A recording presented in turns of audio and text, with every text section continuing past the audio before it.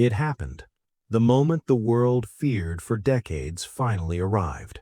America and Israel launched a coordinated military strike on Iran.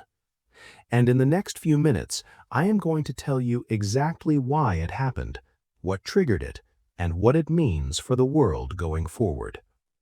For years, analysts, generals, and world leaders debated whether this day would ever come.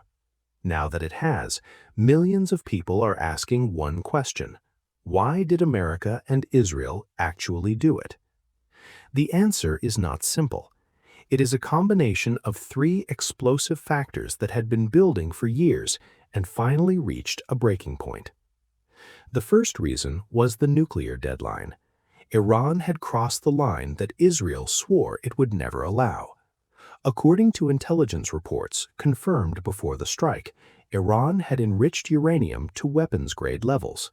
That single development changed everything. For Israel, a nuclear Iran was not a political problem. It was an existential threat. Prime Minister Netanyahu had stated repeatedly and publicly that Israel would never allow Iran to obtain a nuclear weapon. When that red line was crossed, the decision to strike was no longer a question of if, it became a question of hours. The second reason was years of proxy warfare.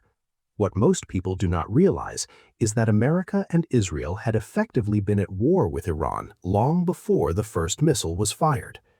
Iran had spent years building a network of proxies designed to bleed both nations slowly. Hezbollah in Lebanon fired thousands of rockets into Israeli cities.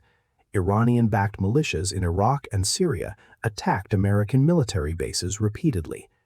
The Houthis in Yemen, armed and directed by Tehran, targeted U.S. naval vessels in the Red Sea and disrupted global shipping lanes.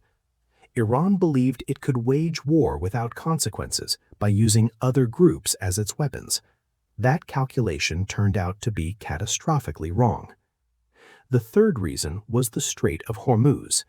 Iran had made direct threats to close the Strait of Hormuz, the narrow waterway through which 20% of the entire world's oil supply flows every single day. American intelligence assessed that Iran was actively preparing to make good on that threat. For Washington, allowing Iran to weaponize the global oil supply was completely unacceptable. The economic consequences of a closed Strait of Hormuz would have been devastating.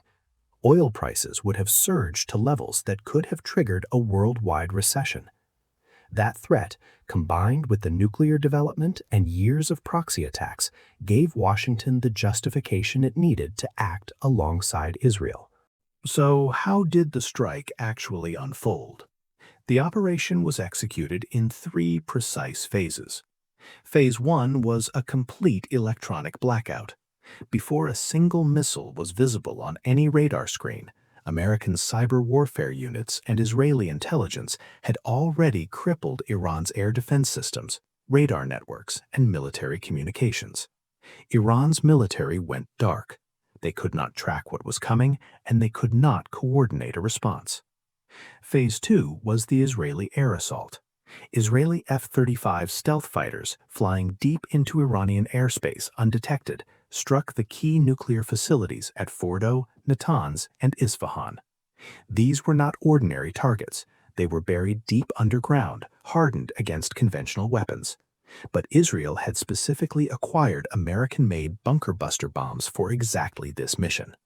The strikes were precise, overwhelming, and designed to set Iran's nuclear program back by years. Phase 3 was American naval dominance.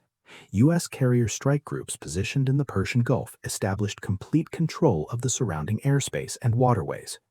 Any attempt by Iran to retaliate by sea was neutralized before it could begin. The entire operation was completed faster than most analysts thought possible. Iran's response was exactly what military planners had anticipated and prepared for. Hezbollah launched rockets from Lebanon into northern Israel. Iranian-backed militias activated across Iraq and Syria. The Houthis made attempts to disrupt shipping in the Red Sea. But the scale of Iran's retaliation was far smaller than their threats had suggested. Years of bold warnings met the reality of American and Israeli military superiority, and the gap between Iran's rhetoric and its actual capability became impossible to ignore. The world is now in a new phase. The Middle East has been fundamentally reshaped. Iran's nuclear ambitions have been severely damaged, its network of proxies has been exposed and weakened, and the message sent to every other nation watching is unmistakable. There are consequences for crossing certain lines. But this is not the end of the story. Iran will rebuild. New tensions will emerge. The decisions made in the coming weeks by Washington, Jerusalem, and Tehran will determine whether this strike becomes the event that finally forced Iran toward negotiation, or the spark that ignites something far larger. The world is watching, and history is being written in real time. If you want to stay ahead of this story as it continues to develop, subscribe right now. Hit the bell notification, because the next chapter of this conflict is already beginning, and you need to be the first to know.